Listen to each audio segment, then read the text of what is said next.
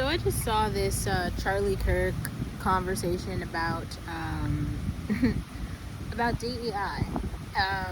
So riddle me this: if DEI is dead and it's not worth anything in America, okay, so why are you going around to campuses talking about it? I don't get it. If it like they eliminated all the DEI programs and policies, so now there's no DEI program or policy. So what? Like, why are we still having conversations about it? Like, all it was like some policies that were supposed to increase the amount of like underrepresented minorities in spaces, but then everyone said they don't care about that. So okay, so there's nothing else to talk about then, right? What is the conversation? But he keeps bringing it up. He brought it to the campus. He's like asking people about it or something. So let's just go over DEI for a minute, because I'm kind of confused too about the conversation, the DEI conversation. Like, there's nothing more to talk about. Like, I thought in in theory, it was a good theory that could have, I guess, if like implemented properly, could have brought forth some change. But clearly that change isn't like wanted or necessary. So then we don't need any change then. Everything should be fine exactly how it is. So then I heard Charlie talking about all the threats or something. What are the biggest issues in America? He was like, AI, China. What? And he was talking about like Israel. It's like, wait, all of that stuff is happening like outside of America. Those actually aren't issues impacting America. Like, it would seem, right? Like open AI, right? They've got the best algorithms, right? And America has the best people because the meritocracy rose to the top. So I don't get it. Like, what's the issue then? All the best people are right where they're supposed to be. Isn't that correct? Because we don't need any DEI or anything. So I don't know, right? Winning. Why is everyone so concerned about like adversaries of America winning when all the winners were on this side? Remember, everybody was so confident and cocky, right? Everybody had their chest all the way out. Everybody was like, yeah, woo, right? We had to fucking watch Jellyfat roll around the country for like 6 years. Fucking Morgan Wallen doing winner laps, right? Just lapping. So if all the winners were winning, then what is everybody so concerned about? I don't get it. And if you killed DEI, why are you still talking about it? If those IQ deficient blacks aren't getting hired, and then your team is the smartest and is winning, why the fuck are you on campus talking about it over and over and over? Something isn't making sense. Don't talk about DEI then. Like, stop bringing it up, right? Like, Charlie Kirk isn't black, so why does Charlie Kirk give a shit about what's going on in the black community anyway? And the biggest issue in the black community is not fatherlessness. There are a fuck ton of issues in the black community, but fatherlessness is not at the top. So if anybody believes that, you should seek help. And then it was interesting to hear this, like, I'll call him like a younger black man try to explain if fatherlessness or racism, which is a bigger contributing factor to the social position or life chances of black young people in America. The answer is racism. That you are black before you are a human, okay? You are black before you are a female. You are black before you are a woman. You're black first. That's it. That's why every black African person has their country flag in their fucking bio. Because you're black first. Even on the fucking census, black people are called African Americans and white people are called white. So if you were confused about if race matters more in America, you haven't been here long enough to fucking get a clue. And now, here's the thing that really gets on my fucking nerves. What's up with the, like, everybody is Christian under God? That bullshit. Like, why do people say shit like that? These are the same white people who are hanging people from trees.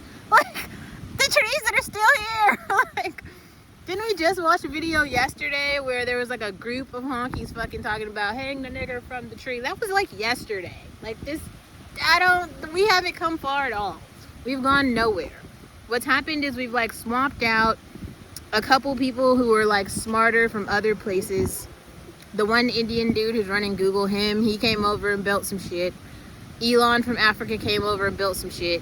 And then everybody else is like eating off the crumbs of them, but nothing else really changed. We swapped out 3 people and got Costco and Tesla. Like, in terms of race relations, like the country, the socioeconomic position of anybody, nobody has moved. We haven't made one step forward. We are worse than we were in 1945.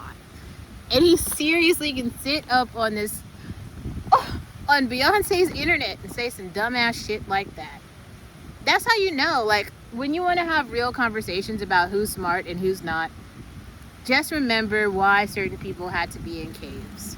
That's why. You just go back to history.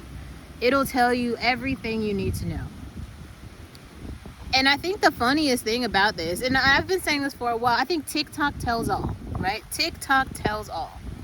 On TikTok, China has been mining the data of American everything, American life for like, what is it, like going on 8 years now? 7, 8 fucking years. And everybody's just been giving the data up. Just hoeing out the American young people, just hoeing them out, right? Or just hand over the data, hand over fist, just tossing it out. So it's not even questionable. The question is not if we know what's happening, right? Because we can see everything from the race riots, the police killings, the fraud, the Epstein files, the Diddy trial, like just every single part of it. It is like broadly cast to the globe. The problem is America has no like backbone of justice. America doesn't care about like justice or morals, and China does. They just do. And so when you get a new power players who come in, and you even got Putin up there yesterday talking about how like colonialism is over.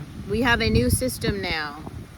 Global leaders getting up telling you the old system has died. America is winning and operating by the old system. We haven't gone forward.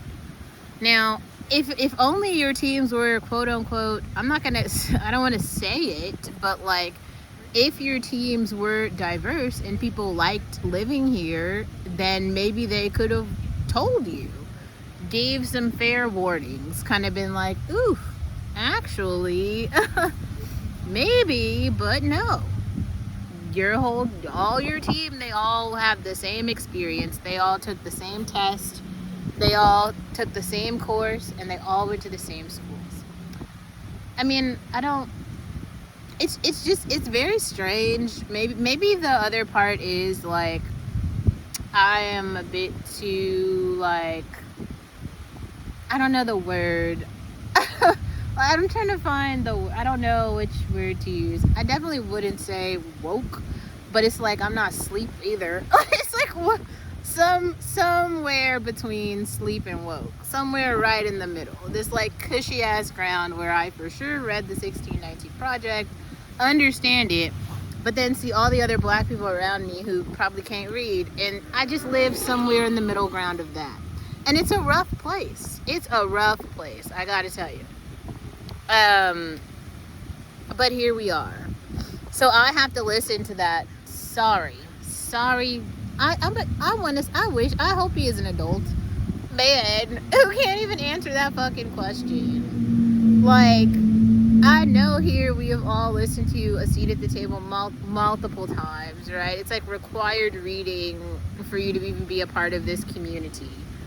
And if you refer back to track 6, which is like 37 seconds of Matthew Knowles describing in detail Racism. Like with that's you should use that definition. If anyone ever asks you what it is, just play that little 37-second track. I grew up with the threat of death every day. Play that. That's it. You don't explain it anymore. Just play that 37-second track and be like, this is what it is. And if people still don't understand, which they probably won't, because they never understand, then just be like, it's too complicated for you and your type. It's not for you to understand. That's what you say. And then you just move on. You definitely don't agree, though. Don't do that. Like, oh God, like, don't agree with what the... Oh, it's all so strange. It's so strange. It's so exhausting. It's exhausting because, like, we've had these conversations before. And the whole point of, like, having the conversation is like, you're supposed to learn the lesson. Like, why doesn't anyone ever learn the lesson from the previous conversation? Like, watch and take notes. Maybe that's the part of, like, literacy that's so frustrating. Like, nobody else learned how to, like, digest the information. Not just, like, listen to it, but, like, understand it. Comprehension involves taking new information and applying it contextually to things that you already understand. So you have to make it make sense to your current worldview, the new information. Like I think the reason that Americans, especially conservative white Americans, are very confused about, like, China being in power is because there ain't no white people in China. There's no white male in any room, on any boardroom. He is not a part of any group. There's no nepotism. There's no legacy admission. There's no handout giving him any fair token of participation, really. And in the open market, where you can actually see who the best is, he is not at the table.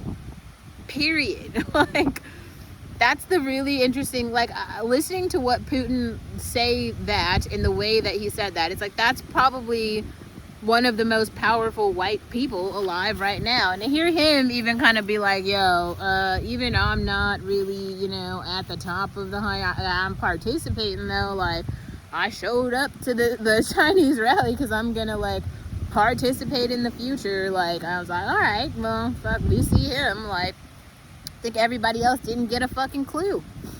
Like, yeah. Sometimes not only do you not own the table, and not only are you, like, you're like, it's not even about being the dumbest person at the table. Like, you have to understand that if you are having a dinner party and you have invited all the people that you know and that everyone that you know knows who's great to your dinner party, I am telling you, Bible, like, this is the truth. There is another dinner party happening with people who you do not know and people who are probably better than you. And if you plan to move forward, you need to understand how to get to those people's dinner table. Now, what is the thing about the echo chambers of America is everybody kept going to the same dinner party. All y'all did was know the same people and be like, they're great. And then you used your own little network. Oh, they're great. Everybody else is like, we hate them. Like, we hate them so much. I absolutely do not want to go to that dinner party. Anything but that dinner party. Let's just create a whole new society, a whole new continent. Like, make some new money. Like, fuck, change the food, everything. Fuck that dinner party 100%. And here we are. So, yeah, that question actually just pissed me off. Like, how the fuck are you gonna seriously try to explain? This is America. Like, the whole. I think that's the thing that people really don't understand. And then he sat there and said, "We care about people's character." What the fuck does that mean? You won't ever know anyone's character if you don't know the person. And, like, we live in the whole society is segregated based on race. So the only people you could potentially, possibly, even remotely know are gonna be just like you. So what are you saying? Like, you have no potential at all, period, to know anyone outside of the people you already know. How could you evaluate somebody's character? Be serious. If you want to talk about character, let's talk about how in Beverly Hills they started flying the Israel flag in all the high schools as hundreds of thousands of Palestinian kids are dying on Instagram Live. We want to talk about people's character. These are the people who have very high moral standards for life and stand up Christian values. Miss me all the way. Like 1,000,000% miss me.